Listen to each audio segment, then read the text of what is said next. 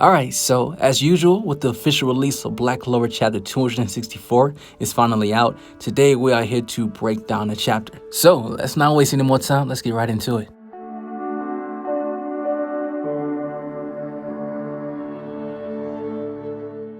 Alright, now one thing I would like to point out first is the way this chapter started, and it was something that Nacht said. He goes on and states that with his magic they will be able to infiltrate the Spade Kingdom without being noticed, and then they will storm the Dark Triad and take them out separately. You know, that sounds like an easy plan if you're talking about fodder villains, but this is the Dark Triad. I just find that plan that Nacht has not going entirely the way that he had envisioned, and the reason why is because getting to them to fight them by themselves is going to be a struggle because they have dark disciples with devil mana. You know, it goes from 5% all the way to 50 from what we've seen. It may have some with 60 to 65, who knows? Not only that, the moment you step into the castle, the Dark Triad, they're going to know. Each of them are going to know that they are there. So the only way I can see this plan even being remotely successful and successful in a way where they succeed in separating all three of them, it will have to be something very similar to how in My Hero Academia they went and stormed Overhaul's hideout. Because all of the heroes getting to Overhaul all together was a struggle. So eventually things happen and separations happen and also people died. So in this case, in this mission in Black Clover, it's much harder because they're going to find out that there are 3 prisoners of war. Once they get there, they're going to find out that Lord Chica is also there. And you're trying to separate 3 people who are stronger than a Magic Knight captain. But at the same time, this is good because as a fan of the series and also us as readers, we are clueless. We don't know what to expect because we don't know who's going to fight who. We don't know who's going to team up with who. But the Magic Knight captains, they are very strong, and this will be our first time truly seeing all the captains fight together. So I am excited to see how this is going to turn out, but however, Nacht said with this magic, he won't be able to transport a crowd, so he have to take those who have the highest possibility to defeat a devil. And Jack, he's like, of course, it's us, the captains. And Jack has been having a lot of dialogue lately for the past few chapters, so Tabata is definitely setting something up, and you know, his little dialogue between Yuno this entire chapter, and also the chapter before, I definitely see Yuno and Jack teaming up to beat Zenon. I think it's just poetic because they have been arguing this entire time since this captain's meeting between these two. So I can see Jack in a huge part in this because he wants to bring Yami back just as much as everyone else, if not more, because that's his closest friend out of all the Magic Knight captains. So I can definitely see him being a part of this, and knowing that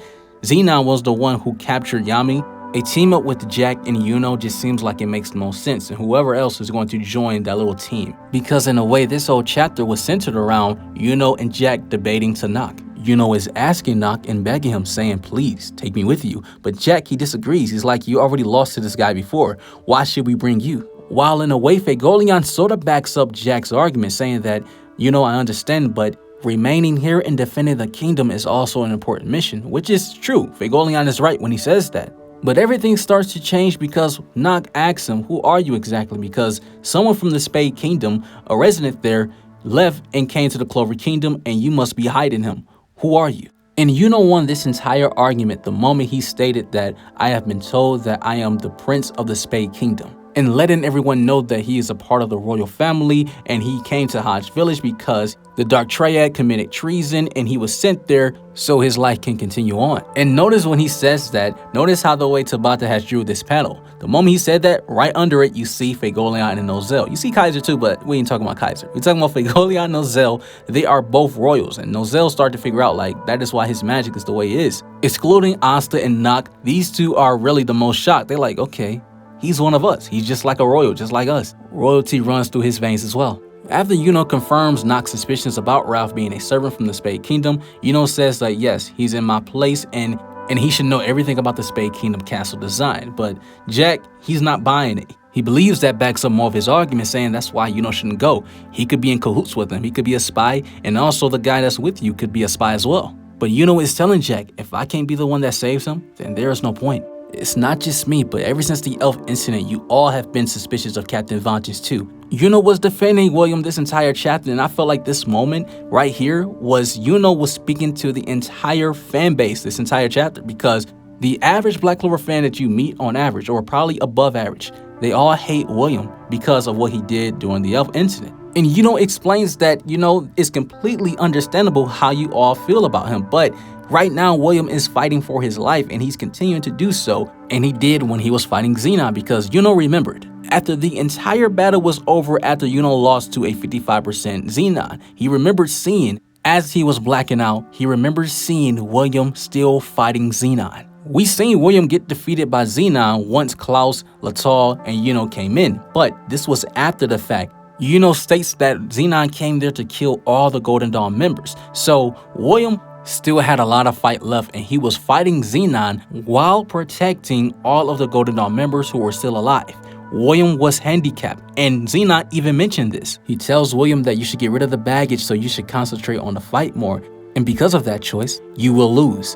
Zenon is acknowledging the fact that William is handicapped. William cannot fight like he wants because he is protecting everyone else, so he can't go all out and give Zenon a fair fight. We seen William get off screen, and as soon as we seen how the fight resumed, Zenon wasn't transformed, he still had his hand in his pocket, but we don't know exactly how that battle went down. We don't know if Zenon transformed and then depowered when he fought William. But obviously we seen when Zenon was transformed after fighting Yuno, he was still fighting William because William broke out of his bone magic while protecting everyone and still fighting Zenon.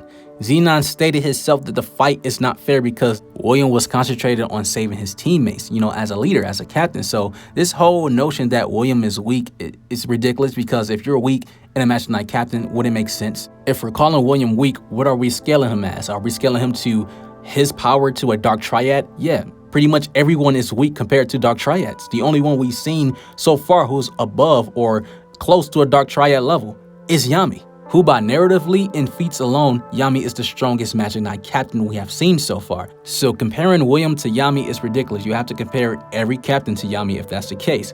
Who would have done a better job in William's situation while protecting everyone and fighting off Zenon? You can definitely say Yami, but to say what Charlotte would do a better job than William, Real, Kaiser, Nozel, Fagolian, no. They all would have lost the exact same way, plus their magic types is not the way that's set up to protect everyone while fighting. Nozel, somewhat, but in a range of William, no. So this whole idea that William is weak, that's within the community that people run around with, is nothing but false narratives. William was protecting his squad, and I love the fact that he said, the Golden Dawn members are my pride and dream. And I like that William acknowledged of what he put his team through, but they still have his back. They still ride for him, especially Yuno in this chapter. Yuno reminds everyone that's in the captain's meeting that the Golden Dawn are the strongest Magic Knight squad, even though the Black Bulls are, but technically he is right, because if we go by merit alone, the Golden Dawn were in first place during the Star Wars festival, so he is right, but the Black Bulls are clearly the strongest team. But I will probably in the future make a video on the squad rankings, and hopefully we get more information on the other squads as well before I even make that video. I'm really not a huge fan of William, but I do love how Yuno was defending him in this chapter. Now, I was extremely happy this chapter when they acknowledged the Heart Kingdom and said that, they couldn't get in contact with them. Charlotte said she lost contact with them since yesterday. And it took pretty much the end of this meeting for Nacht to realize and finally say that the Dark Triad, they all left yesterday, and Vanica may have attacked the Heart Kingdom. I think that is something you want to address a little early, but I guess Nacht had to do a lot of explaining on how this mission will definitely operate. But one thing that is bugging me is that no one mentioning Asta's arm.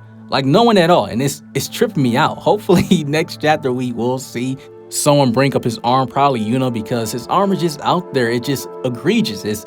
You can't miss it. So hopefully somebody will bring it up. But you guys already know the biggest highlight of this chapter was the ending of it, and that was the Elves returning and Noel waking up to it. And man, I lost my mind when I seen this, and I cannot wait to see how the Elves are going to be in this arc and what they're going to do. Why were they in the Heart Kingdom? Probably due to the fact of the natural mana within the area, but who knows? And why do they have their symbols back on their face again? Because when Licht and William did their combo spell, including with Asta, the reincarnation spell was broken and all the Elves went to the afterlife, and the ones that stayed, all their marks were gone. We seen Raya mark was gone, Vetso, Fauna, and when Patri was reincarnated by Radius, his mark was gone as well because he was reincarnated in Licht's body. So who knows what exactly was going on, but we'll find out soon. I'll say that for a whole different video. However, it was an awesome chapter. I loved it. And if you guys enjoyed this chapter as well, leave your thoughts in the comment section. Tell me how you felt about it. And if you guys enjoyed this video, make sure to leave a like on it. Subscribe if you are new with notification bells on. You guys have an awesome life. Take care of yourselves, and I'm out.